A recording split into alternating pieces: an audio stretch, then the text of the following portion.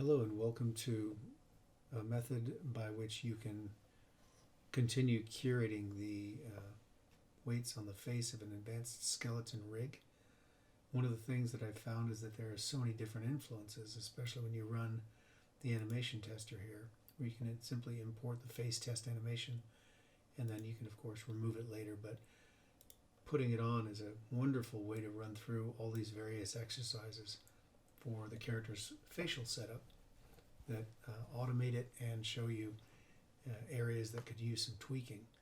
Now this character has stylized eyes, so the blinking doesn't really work the way that Advanced Skeleton default sets it up. But what I want to focus on is areas where the weighting is obviously off. For instance, this section of the character's nose is pretty weird, where it's dripping down, this sort of angry stalactite coming off of his nose when the jaw opens there. So given that there's so many different influences now on any one vertex in the character's face, how do you curate that? And while this is not a completely foolproof method, it does get you closer.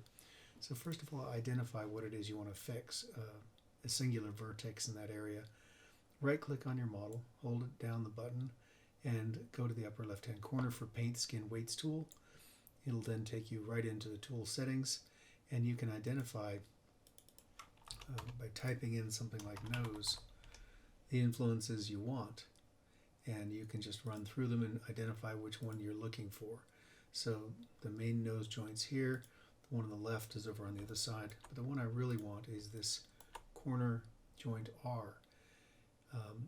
I right click then on that one and I go down to select vertices, and it selects all the vertices that are being affected by this, allowing me to come up and use something else, Windows, General Editors, and then go immediately to the Component Editor. And this shows me all the myriad influences for any one vertex that's there in Advanced Skeleton. But some of these are unwanted, such as if I don't want this to be actually part of the neck, I can simply come in here and zero it out. Now watch the points when I do so. And you'll see they kind of pop back a bit. And Maya is sort of redistributing those influences elsewhere. And yes, you're leaving up a creative process to a machine. So again, it's not foolproof, but it does get you a little bit closer.